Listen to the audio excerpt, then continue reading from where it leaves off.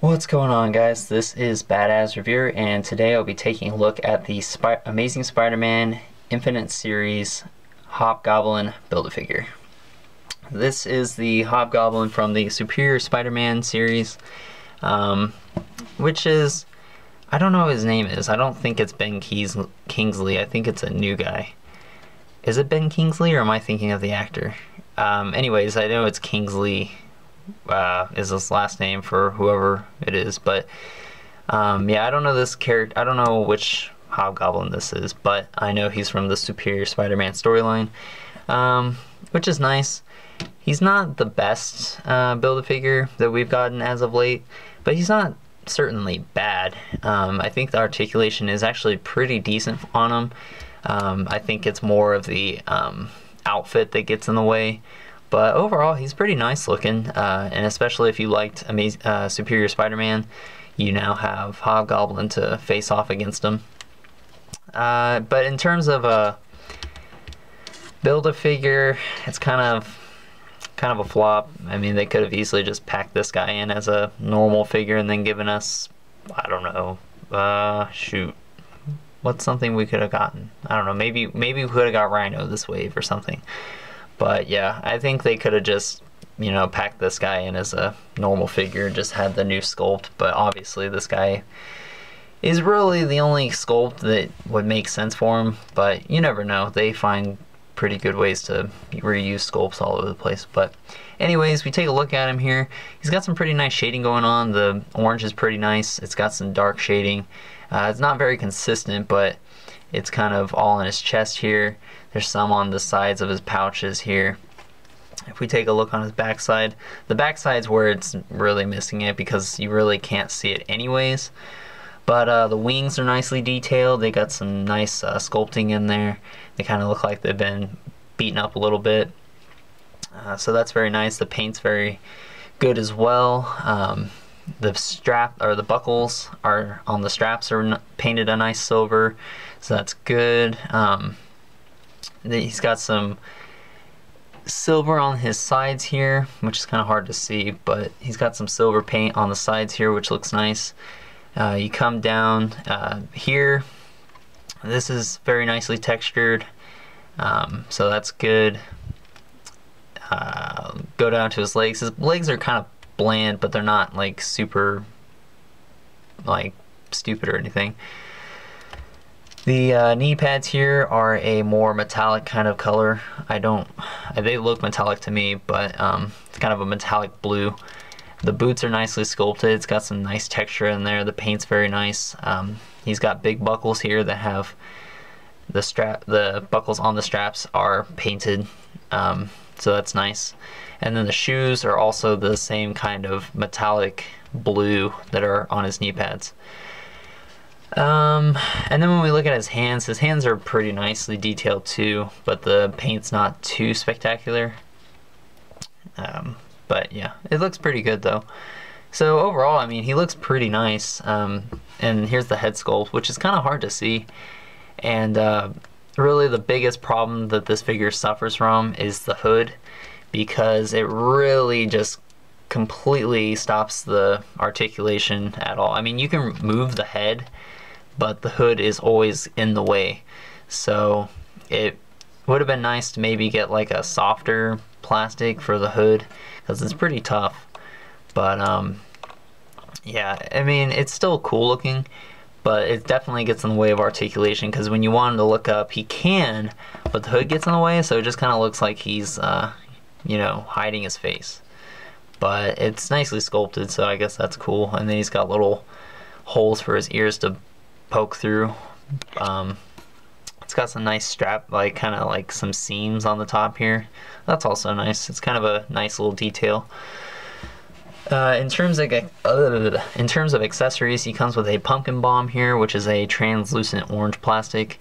It's kind of hard to see, but it does have a little smiley face on it, or a jack-o'-lantern, which looks kind of off-centered and sloppy, but you really can't tell just because of the translucentness of it.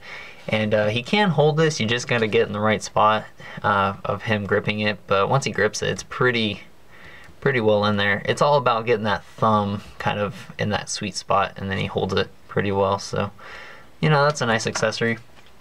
He comes with his flaming sword, which is kind of floppy in his hand. His hand doesn't close as tight as I wish it would, because it's very heavy, and also on this arm it's kind of loose. I think the ratchet in his arm is broken, so his arm just kind of like flops down.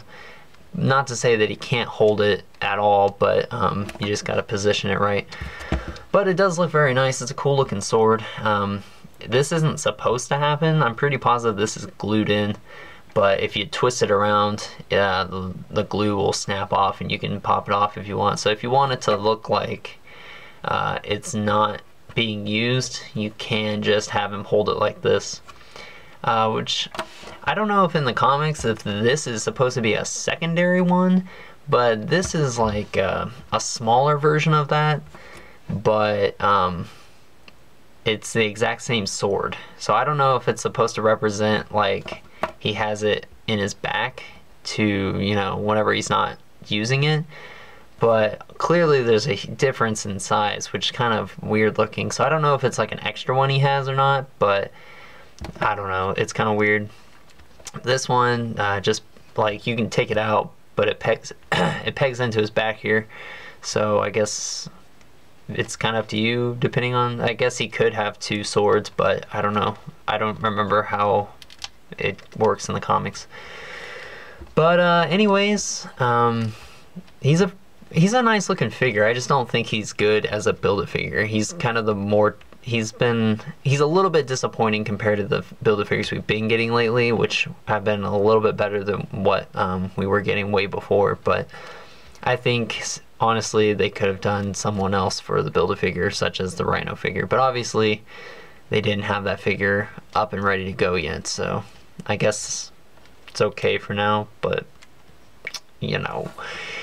Anyways, let's talk about articulation. As I said before, the head is very limited by the hood. If it weren't for the hood, he would have tons of articulation. He does have a ball peg and a swivel, but the hood doesn't move back at all, and the head just gets covered up by the hood when you move it up anyways, so it's kind of pointless. But yeah, so that kind of sucks. He can't really get him to look sideways either, which is the bad thing, because he's always just looking forward. So that kind of sucks. But his arms can go in and out. They rotate 360 degrees, but the wings are going to get in the way.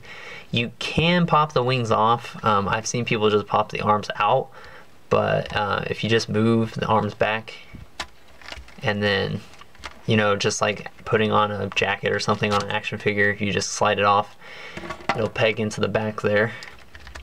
So the arms go in and out 360 degrees. They rotate at the bicep here. Double jointed elbows. He's got a rotation in the wrist as well as a swivel.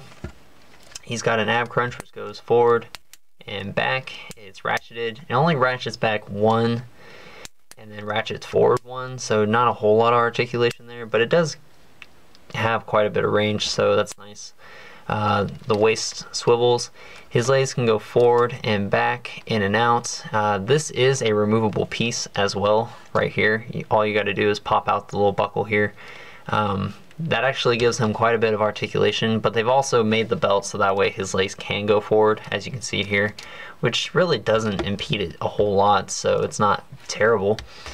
He's got an upper thigh swivel, double jointed knees, no rotation in the boot, but he does have a hinge in the foot and an ankle rocker. And I think his feet look a little weird like this. It looks like he just has very, I don't know, it's just weird. I don't know how to explain it. Like, it just looks funky.